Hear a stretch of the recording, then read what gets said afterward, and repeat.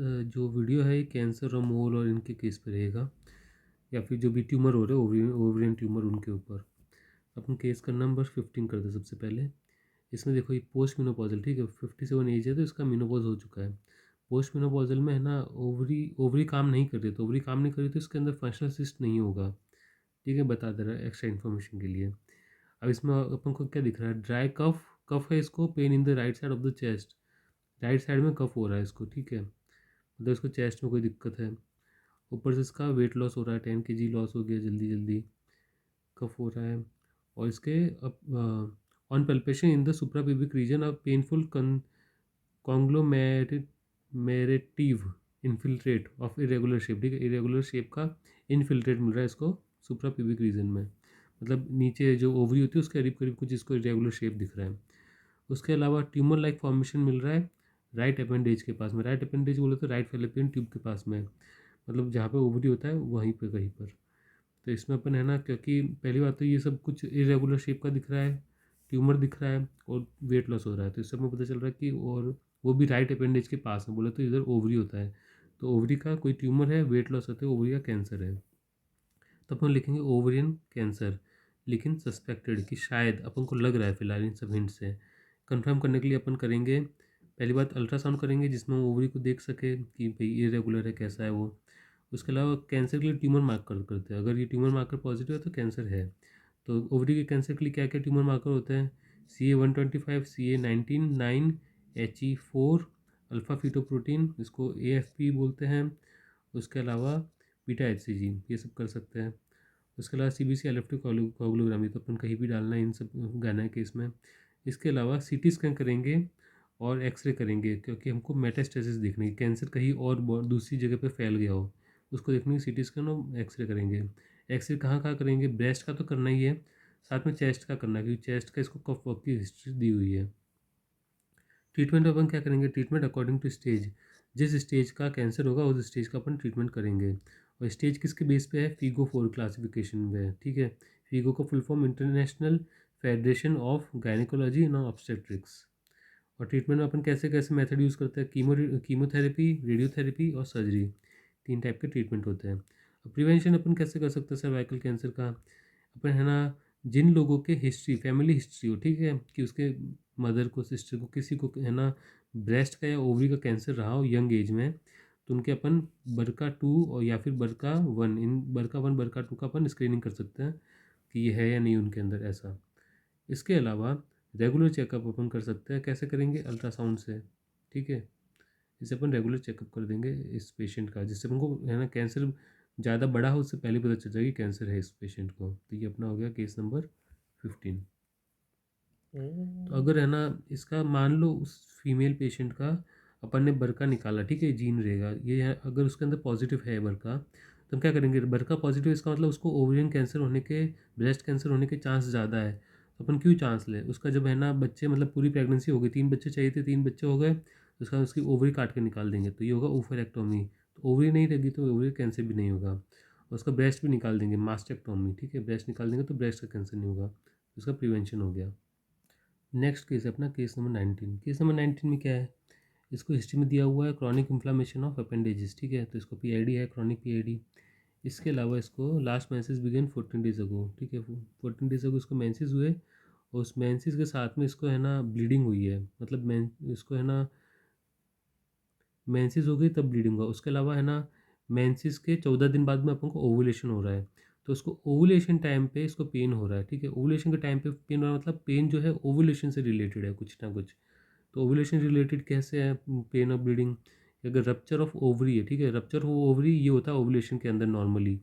अगर इस ओवरी के ऊपर, अगर है ना कोई वेसल्स इस ओवरी के ऊपर बने हुए फॉलिकल्स के ऊपर, और ओवरी के फॉलिकल के रप्चर के साथ में ब्लड वेसल की भी रप्चर हो गई, तो ब्लीडिंग भी हो सकती है ओवुलेशन के साथ में, ओवुलेशन प्लस ब्लीडिंग हो जाएगी, ठीक है, समटाइम ब्लीडिंग हो जाएगी इन प्लेस ऑफ वेसल्स, अगर वेसल्स भी है वहाँ पर।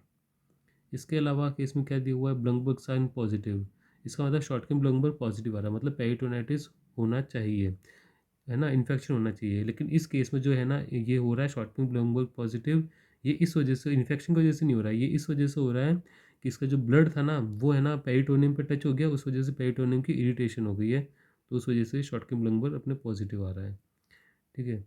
उसके अलावा ये जो इसने जो एग्जामिनर था डॉक्टर, उसने ना एस्पिरेट करके निकाला जो भी कंटेंट था ना, उसको एस्पिरेट करके निकाला।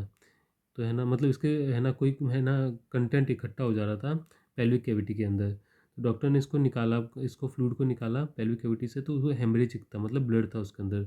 तो अगर ब्लड था उसके अंदर तो हमें सर्जरी करनी पड़ेगी। अगर सीरियस होता तो हमें सर्जरी नहीं करनी पड़ती, ये नॉर्मल रहता, अपने आप चला जाता। इस केस में ब्लड है तो इसके अंदर अपन को सर्जरी करनी पड़ेगी। इसके अलावा क्या दिया हुआ केस में, प्यूपिल सिम्टम। प्यूपिल सिम्टम मतलब ये है ना नॉर्मली ओवुलेशन के अंदर दिखता है। प्यूपिल सिम्टम में क्या दिखे अपन को, एक्सटर्नल ओस होगा ना ओपन हो जाएगा, सर्वाइकल म्यूकस है वो बढ़ जाएगा, ये ओवुलेशन के अंदर नॉर्मली दिखता है।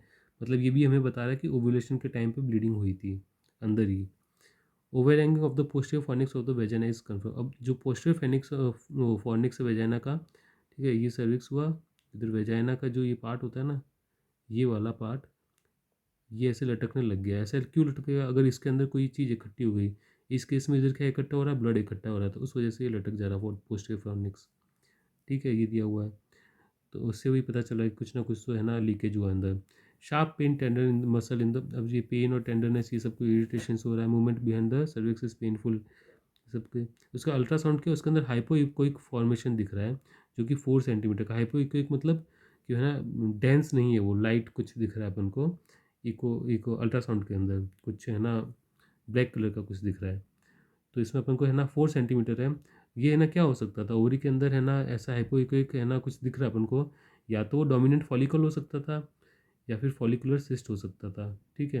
अब जो अगर नॉर्मल फॉलिकल होता है ना तो 2 सेंटीमीटर से बड़ा नहीं होता है वो, और जो सिस्ट होता है ना, सिस्ट वो है ना 4 सेंटीमीटर हो सकता है, उससे ज़्यादा भी हो सकता है। तो इस केस में 4 सेंटीमीटर है तो ये सिस्ट है, ये है ना नॉर्मल फॉलिकल नहीं है। तो इस केस में देखो ओवर हैंगिंग ऑफ वेजाइना है, ठीक है, मतलब कुछ ना रप्चर हो गया है सिस्ट का। ये सिस्ट है, 4 सेंटीमीटर वाला सिस्ट है जिसका रप्चर हो गया है। तो रप्चर का जो कंटेंट है वो वेजाइना के उधर फॉर्निक्स में चला गया, तो उसका ओवरहैंग हो रहा है। तो अपन डायग्नोसिस में लिखेंगे rupture of right ovarian cyst, क्योंकि 4 सेंटीमीटर है, और रप्चर क्योंकि फॉर्निक्स से वो लटक रहा है, ठीक है, वो हैंग हो रहा है। उसके अलावा इसमें हेमरेजिक शॉक ग्रेड 1 शॉक निकालेंगे अपन। पल्स कितना है इसका, पल्स दिया हुआ इसके अंदर, तो इसका अपन है ना पल्स डिवाइड बाय है ना सिस्टोलिक बीपी करेंगे तो 1.15 आएगा, तो ग्रेड 1 में आता है, ठीक है। यहाँ पर अपन देखेंगे तो ग्रेड 1 में 0.8 से 1.2 तक आता है, तो ये ग्रेड 1 का हो गया केस। इसके अलावा क्रॉनिक पीआईडी, क्योंकि यहाँ पर क्रॉनिक इन्फ्लामेशन ऑफ अपेंडेजेस दिया हुआ है।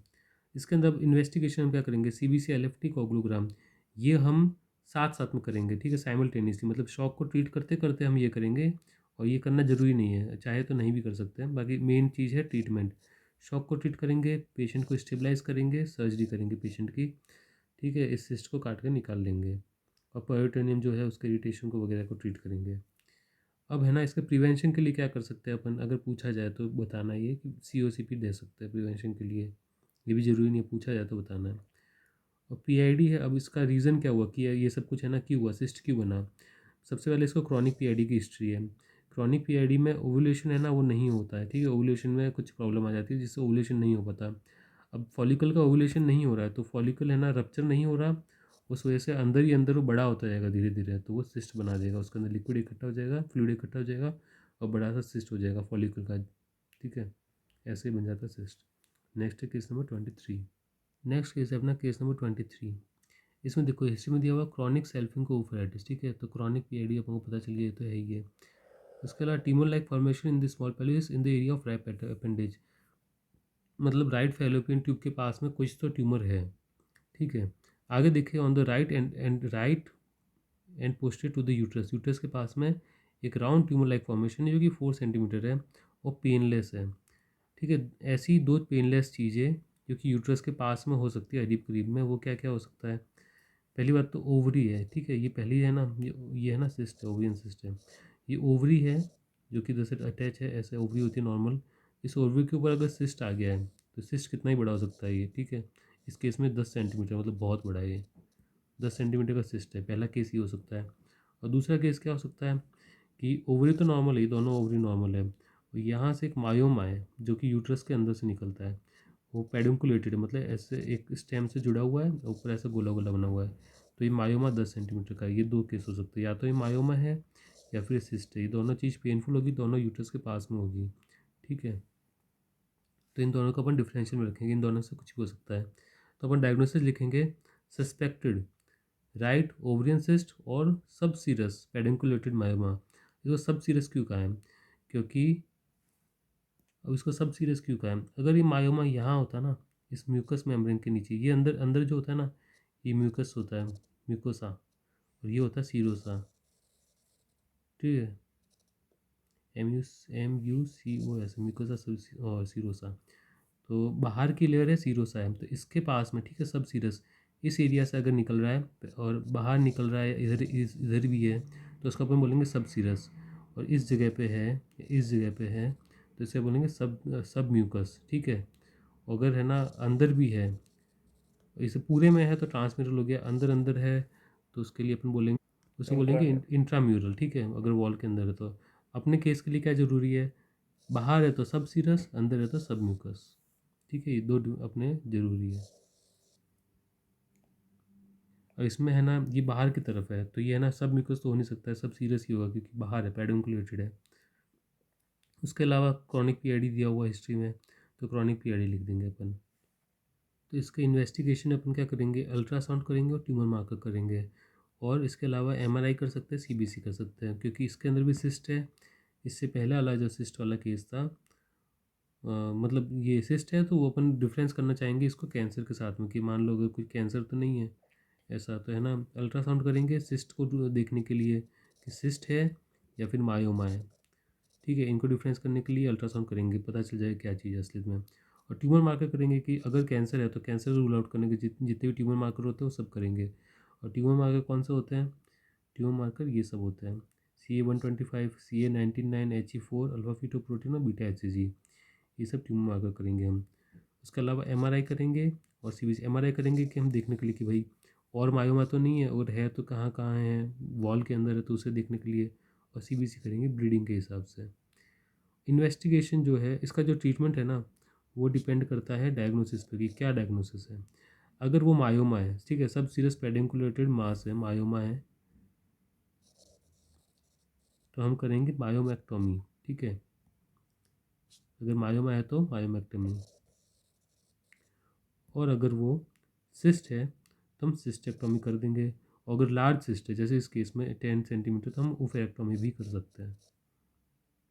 इसके अलावा प्रिवेंशन में रेगुलर फॉलोअप, मतलब पेशेंट को बोलेंगे कि डॉक्टर के पास जाने का, दिखाने का, तो उससे सिस्ट बड़ा होने से पहले हम उसे ट्रीट कर देंगे। नेक्स्ट केस है केस 49। इसमें एज दे रखी है 57, ठीक है, मतलब ओल्ड एज है, तो कुछ कैंसर इसको रिस्क रहेगा, ओल्ड एज में कैंसर के रिस्क रहते हैं ज़्यादातर। ब्लड डिस्चार्ज हो रहा है इससे, pain in the lower abdomen हो रहा है। For 20 years she did not visit, मतलब 20 साल से गायनेकोलॉजिस्ट के पास में नहीं गई है। इसका मतलब ये स्क्रीनिंग नहीं करा रही थी किसी कैंसर का, ठीक है, नो स्क्रीनिंग। उसके अलावा मीनोपॉज 50, मीनोपॉज, इसका मीनोपॉजल वुमेन है, 51 पे इसको मीनोपॉज हो चुका था। Last 5 year during sexual she notice bleeding, इसको है ना ब्लडी डिस्चार्ज आता था इसको इंटरकोर्स के टाइम पे। ये भी अपन को सर्वाइकल कैंसर का हिंट देता है कि इंटरकोर्स के टाइम पे ब्लीडिंग हो रही है। सर्विक्स इज हाइपरट्रॉफिड, सर्विक्स बड़ा हो चुका है, ठीक है, उसकी लाइनिंग, मतलब कैंसर है। यूट्रान और जो है ना कॉलीफ्लावर लाइक सर्विक्स होता है ना, वो अपना कराता है HPV, ठीक है। HPV वायरस होता है, वो अपना कॉलीफ्लावर लाइक सर्विक्स के ऊपर है ना मास्क बना देता है। और इसका ये HPV है ना, वो मोस्ट कॉमन कॉज है सर्वाइकल कैंसर का। तो अपन को पता चल रहा है कि सर्वाइकल कैंसर का केस है, और मोस्ट प्रोबेबली ये है ना HPV की वजह से हुआ है। और जो कैंसर है ना, इसने राइट पैरामेट्रियम, मतलब जो है ना यूट्रस का करीब करीब का एरिया, उसको इन्फिल्ट्रेट कर दिया है। तो इन्फिल्ट्रेट सिर्फ कैंसर करता है, तो इसको अपन लिखेंगे पोस्ट मीनोपॉजल, क्योंकि दिया हुआ केस के अंदर 51 ईयर की मीनोपॉज हो चुका था। सस्पेक्टेड सर्वाइकल कैंसर लिखेंगे, क्योंकि हमें कॉलीफ्लावर लाइक दिख रहा है और पैरामेट्रियम को इन्फिल्ट्रेट कर रहा है और हाइपरट्रॉफी सर्विक्स है, ठीक है। उसके अलावा इन्वेस्टिगेशन में हम लिखेंगे अल्ट्रासाउंड देखने के लिए, एमआरआई स्टेज करने के लिए और मेटास्टेसिस देखने के लिए, बायोप्सी डायग्नोसिस करने के लिए, पेप स्मीयर स्क्रीनिंग करने के लिए कैंसर का, ठीक है। ट्रीटमेंट करेंगे अकॉर्डिंग टू स्टेज, क्या क्या ट्रीटमेंट, कीमो, रेडियो, सर्जरी, इन तीनों में से कुछ भी एक। प्रिवेंशन इसका मेन है एक्स्ट्रा क्वेश्चन में। पहला प्रिवेंशन क्या है, फर्स्ट वैक्सीन देंगे हम, ठीक है, कब देंगे वैक्सीन? उसके सेक्सुअल एक्सपोजर मतलब फर्स्ट सेक्स करने से पहले उसको वैक्सीन हम देना चालू कर देंगे। स्क्रीनिंग करेंगे, स्क्रीनिंग करते हैं 21 से 29 एज है तो है ना, हर 3 साल में उसका स्क्रीनिंग करते हैं। स्क्रीनिंग हम कैसे करते हैं? तो है ना 21 से 29 वालों का हम सिर्फ पैप स्मेयर करते हैं, ठीक है, हर 3 साल में। अब अगर एज 30 से 65 है तो हम पैप स्मेयर और HPV दोनों करते हैं। इसका एक सिंगल नाम है को टेस्ट करते हैं हम 5 साल में, ठीक है, 5 साल में, ये 3 साल में। अगर मोर देन 65 ईयर ओल्ड हो गया, फीमेल हो गई है, तो इसके अंदर है ना, हम है ना तब तक स्क्रीनिंग करते रहेंगे जब तक या तो 3 नेगेटिव पैप स्मेयर ना आ जाए या फिर 2 नेगेटिव को टेस्ट आ जाए। अगर उसको 2 नेगेटिव को टेस्ट आ चुके, ठीक है, तो अपन है ना उसका स्क्रीनिंग बंद कर देंगे। ऐसा, तो ये केस में मेन प्रिवेंशन इसका मेन है। अब केस नंबर 9 करते हैं नेक्स्ट। तो केस नंबर 9 है, case number 9 similar to case number 23 है, लेकिन केस नंबर 23 के अंदर सिर्फ सिस्ट या फिर मायोमा था, ठीक है, और PID था। लेकिन इस केस में जो सिस्ट बन रहा है ना, उस सिस्ट का टॉर्शन हो गया है। तो टॉर्शन होने की वजह से उसका है ना ब्लड सप्लाई कम हो गया है ओवरी का, और ब्लड सप्लाई कम होने की वजह से उसका नेक्रोसिस हो गया है, और नेक्रोसिस होने की वजह से पेरिटोनाइटिस हो चुका है, ठीक है। तो इस वजह से ये केस में है ना थोड़ा इमरजेंसी वाला केस है, क्योंकि नेक्रोसिस और पेरिटोनाइटिस है, तो इमरजेंसी केस हो गया, तो इसका है ना ट्रीटमेंट थोड़ा अलग रहेगा उस केस नंबर 23 से, ठीक है। तो केस नंबर 23 और 9 साथ में करना। तो इसके अंदर है ना देखो, सिस्ट और मायोमा तो अपन पहचान ही लेंगे, सेम वैसा ही है, 8 सेंटीमीटर का कुछ दिया हुआ है। और ये वाला केस है ना, ये पेनफुल है। ये वाला पेनफुल क्यों है? क्योंकि इसके अंदर है ना नेक्रोसिस हो चुका है, टॉर्शन हो चुका है, इसलिए ये वाला पेनफुल है। वो वाला जो था 23 वाला केस, वो पेनफुल नहीं था, पेनलेस था। अब इस केस में देखो, सिस्ट है, 8 सेंटीमीटर वगैरह दिया हुआ है, ठीक है, या तो सिस्ट है या फिर मायोमा है, इन दोनों में से कुछ एक चीज़ है। अब इसका आगे अपन केस पढ़े तो है ना, इसका जो है ना ये पेन आया ना, वो हैवी लिफ्टिंग के बाद में। हैवी लिफ्टिंग जैसा कोई केस होता है ना, कोई वेट उठाया तो दो चीज़ होती है, या तो हर्निया हो सकता है या टॉर्शन हो सकता है। हर्निया का केस ये है नहीं, इसके अंदर टॉर्शन हुआ है, ठीक है। तो टॉर्शन हो चुका है ओवरी का। और इसके अलावा क्या दिया हुआ है इसके अंदर कि इसको फीवर आ रहा है, ठीक है, मतलब कुछ इन्फ्लामेशन हो रहा है, कुछ आइटिस होने वाला है। बायलैटरल एडिनोक्साइटिस दिया हुआ, मतलब इसको PID है। इसके अलावा इसका है ना रिबाउंड टेंडरनेस सेंसिटिव दिया हुआ है, मतलब लंबर्ग शाइन इसका पॉजिटिव है, मतलब इसको पेरिटोनाइटिस है। इसको टॉर्शन है, इसको पेरिटोनाइटिस है, ठीक है, दो चीज़ अपने को पता चल गई, और PID है, तीन चीज़ पता चल गई। और 8 सेंटीमीटर इसका साइज़ का है, वो जो बड़ा हुआ है, तो या तो ये सिस्ट है या मायोमा है। तो अपन डायग्नोसिस लिखेंगे, torsion of right ovarian cyst और सब सीरस पेडिकुलेटेड मायोमा, इनमें से कोई एक का टॉर्शन, साथ में एक्यूट पेरिटोनाइटिस क्योंकि ब्लंगबर्ग साइन पॉजिटिव है, साथ में PID क्योंकि एडिनोक्साइटिस दिया हुआ केस के अंदर। इसके इन्वेस्टिगेशन में हम क्या करेंगे? अल्ट्रासाउंड करेंगे देखने के लिए टॉर्शन को, कि टॉर्शन है या नहीं है, टॉर्शन चला गया, टॉर्शन कभी कभार अपने आप चला भी जाता है। उसके अलावा CBC करेंगे हम इन्फेक्शन देखने के लिए, ठीक है। अब करेंगे हम ट्रीटमेंट में हम क्या करेंगे? एंटीबायोटिक्स देंगे, क्योंकि इन्फेक्शन है। एंटीबायोटिक क्या देंगे? मेट्रोनिडाजोल और सेफ्ट्राइक्सोन, ठीक। और इसके साथ में हम IV फ्लूइड्स देंगे, जो कि हम हर सर्जिकल केस में देते हैं। इस केस में भी हमें सर्जरी करनी है लास्ट में, तो हम देंगे। और सर्जिकल रिमूवल ऑफ नेक्रोसिस, अब जो पार्ट अगर मान लो ओवरी का नेक्रोसिस हो गया है या फिर मायोमा का नेक्रोसिस हो गया, तो नेक्रोसिस को हम सर्जरी करके निकाल देंगे, ठीक। ये हो गया। अब हम करेंगे केस नंबर 12। अगला केस है केस नंबर 12। इसमें क्या हो रहा है? इसको ब्रीदिंग में दिक्कत हो रही है, ठीक है, मतलब लंग्स में कोई दिक्कत, परसिस्टेंट कफ, मतलब लंग्स में कोई दिक्कत। अब इसको 6 मंथ अगो इसको हिस्ट्री है हेरिडिटी फॉर्म मोल की थी, ठीक है। इसको मोल था पहले। और मोल का अगर अपन ट्रीटमेंट सही से नहीं कराते ना, तो क्या होता है कि मोल है ना, अगर मान लो सही से नहीं निकला है वो पूरा, तो है ना अगर अंदर रहा वो है ना यूट्रस के अंदर, तो वो है ना कैंसरस हो जाता है, तो वो है ना बना देता है कोरियोकार्सिनोमा, वो कन्वर्ट हो जाता है कार्सिनोमा के अंदर मोल, अगर वो नहीं निकाला गया।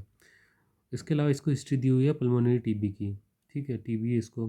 तो ये कफ है ना, या तो ये TB से आ रहा है कफ और शॉर्टनेस ऑफ ब्रेथ, या तो TB से आ रहा है, या फिर कोरियो कार्सिनोमा अगर मेटास्टेसाइज कर जाए लंग के अंदर, ठीक है, लंग के अंदर चला जाए, तो वो भी करा सकता है। तो दो अपना डिफरेंशियल आगे इधर जो ये हो रहा है कफ उसके लिए। और इसमें दिया हुआ the last normal period was 2 months ago, 2 महीने पहले इसको पीरियड्स आया था, मतलब 2 महीने से नहीं आया है। अब मान ले कि प्रेगनेंसी की वजह से ये हो रहा है, मान लो, मतलब हो रहा है नहीं हो रहा, अपन गारंटी नहीं दे सकते क्यों नहीं आ रहा ब्लीडिंग। अगर प्रेगनेंसी वजह से भी आ रहा है, तो इसको कितना है ना वीक की प्रेगनेंसी होनी चाहिए, तो इसका 8 to 9 वीक आएगा, ठीक है, अगर प्रेग्नेंट है तो 8 to 9 वीक इसका होना चाहिए यूट्रस, यूट्रस, ठीक है, क्योंकि 2 मंथ्स मतलब 8 to 9 वीक होता है। लेकिन यहाँ पे यूट्रस कितना साइज़ दिया हुआ है, 13 वीक दिया हुआ, मतलब यूट्रस बड़ा है। यूट्रस बड़ा होने के क्या क्या कारण हो सकता है, बहुत सारे कारण होते हैं, उनमें से एक होगा मोल या फिर कोरियोकार्सिनोमा, जो मोल मैग्लिनेंट हो जाता है तब होता है, ठीक है। उसके अलावा बीटा HCG अपन को दिया हुआ है 250,000, मतलब बहुत ज़्यादा, ये अपन को मोल में दिखता है, कोरियोकार्सिनोमा में दिखता है इतना ज़्यादा बीटा HCG। तो यहाँ पर अपन डायग्नोसिस में लिखेंगे सस्पेक्टेड कोरियोकार्सिनोमा, ठीक है। सस्पेक्टेड क्यों है, क्योंकि है ना जो लंग में जो मेटास्टेसिस हो रहा है वो टीबी भी हो सकता है, कोरियोकार्सिनोमा भी हो सकता है, और बीटा HCG इसका ज़्यादा है तो ये है ना कोरियोकार्सिनोमा की तरफ जाता है, यूट्रस बड़ा साइज़ का तो कोरियोकार्सिनोमा की तरफ जाता है। उसके अलावा जो एनीमिया का ग्रेड दिया हुआ है इसको एनीमिया है, ठीक है, उसका ग्रेड है ग्रेड नंबर 3। तो ये है ना हीमोग्लोबिन दिया हुआ 68, जो कि लेस देन 70 होता है थर्ड ग्रेड एनीमिया, ठीक है। एनीमिया की ग्रेडिंग क्या होती है, मोर देन 90 अगर हीमोग्लोबिन तो फर्स्ट ग्रेड, 70 to 90 है तो सेकंड ग्रेड, लेस देन 70 है तो थर्ड ग्रेड। तो इसमें लेस देन 70 है, 68 दिया हुआ है, तो ये हो गया थर्ड ग्रेड एनीमिया, ठीक है, मतलब सीवियर एनीमिया हो रहा है इसको। इसका अपन ने अब जो है ना ये देखो होना चाहिए था 8 to 9 वीक, लेकिन है 12 to 13 वीक, मतलब साइज़ नॉर्मल से ज़्यादा है। तो नॉर्मल से ज़्यादा साइज़ होने के क्या क्या रीज़न होते हैं, ठीक है, ठीक है, उसके रीज़न होता है या तो फाइब्रॉइड है जिसका दूसरा नाम है मायोमा, या तो ये होगा, या फिर एडिनोमायोसिस होगा, या फिर मल्टीपल फीटस बहुत सारे बच्चे हैं, या फिर मोल होगा, या फिर बायोकॉर्नियोटिटिस होगा, ये सब कुछ हो सकता है अगर साइज़ ज़्यादा है नॉर्मल से। तो अपने केस में क्या है, मोल अपन ने सस्पेक्ट किया था, मोलर प्रेगनेंसी है ऐसा,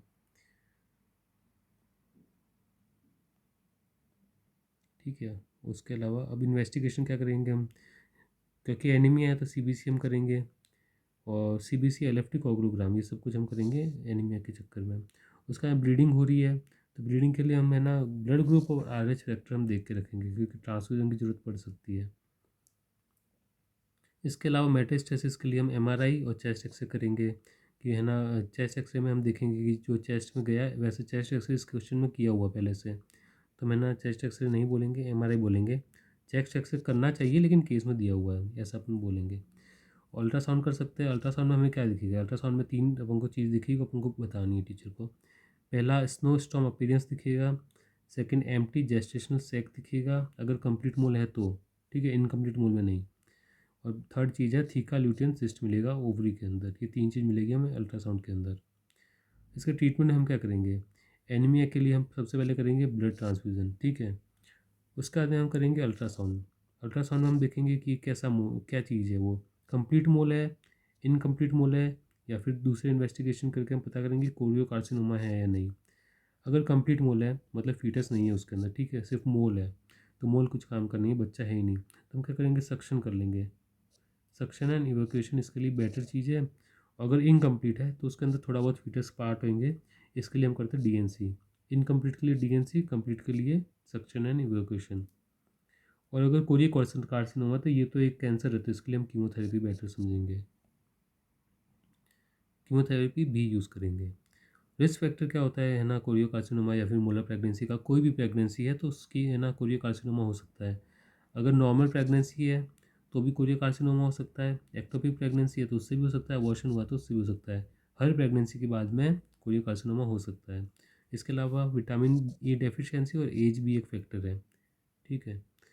और प्रिवेंशन हम कैसे कर सकते हैं कोरियोकार्सिनोमा का, जब हमने मोल था, मोल को हमने निकाला, ठीक है, उसके बाद में है ना हम बीटा HCG चेक करते रहेंगे। अगर बीटा HCG मोल निकालने के बाद में भी इंक्रीज़ है, पहले पहले तो इंक्रीज़ था, हमने मोल निकाला तब डिक्रीज़ होना चाहिए, और है ना मोल निकालने के बाद में भी अगर वो ज़्यादा है बीटा HCG तो हम समझेंगे कि वो है ना पूरी तरह से नहीं निकला है मोल। तो उसके लिए हम क्या करेंगे, एवरी वीक हम है ना उसे है ना एवरी वीक उसका बीटा एसिड चेक करेंगे जब तक कि 3 नेगेटिव नहीं आ जाए। 3 नेगेटिव आ गया मतलब मोल निकल चुका है, ठीक है, मतलब रिस्क कम हो गया। उसके बाद में हम क्या करेंगे, 3 नेगेटिव आ गया मतलब कम चांस है, अब हम करेंगे हर मंथ में करेंगे, हर मंथ करेंगे एक बार, ठीक है, 6 मंथ के लिए। उसके बाद में अगर उसके बाद में हम करेंगे हर 2 मंथ में एक बार, हर 2 मंथ में एक बार करेंगे 6 महीने के लिए, ठीक है, इस तरीके से करेंगे। 3 नेगेटिव आ जाए तब तक हर वीक करेंगे, उसके बाद में मंथ में एक बार बोले तो 6 बार। उसका हम 2 मंथ में एक बार, उसका मतलब 3 बार ऐसे करेंगे बीटा एच चेक। उसके बाद में हम अल्ट्रासाउंड और चेस्ट एक्सरे रेगुलरली करते रहेंगे, ताकि हमें पता चले कि भाई कहीं मेटास्टेसिस या फिर कोई कार्सिनोमा तो नहीं बन रहा वैसा। उसके अलावा हम कॉन्ट्रासेप्शन दे सकते हैं कि प्रेगनेंसी नहीं होगी तो वो कैंसर भी नहीं होगा, मतलब उस हिसाब से तो है ना। और ओसीपी दे देंगे, उसके लिए हम आईयूडी नहीं देंगे, ओसीपी यूज़ करेंगे। और ये कॉन्ट्रासेप्शन इसलिए हम कर रहे हैं क्योंकि मोल था, मोल हमने निकाला, ठीक है, तो बीटा एचसीजी कम हो जाना चाहिए, तो है ना, उसके लिए हम बीटा एचसीजी चेक कर रहे हैं। तो अगर प्रेग्नेंट कॉन्ट्रासेप्शन नहीं दिया और प्रेग्नेंट हो गई तो बीटा एचसीजी तो बढ़ जाएगा, ठीक है। तो बीटा एचसीजी ना बढ़े इसलिए हम कॉन्ट्रासेप्शन दे रहे हैं ना, कॉन्ट्रासेप्शन देंगे प्रेगनेंसी नहीं होगी तो बीटा एचसीजी नहीं बढ़ेगा, बीटा एचसीजी को लो रखना है हमें। नेक्स्ट वीडियो अपना रहेगा एबनॉर्मल यूटेराइन ब्लीडिंग के ऊपर, ठीक है।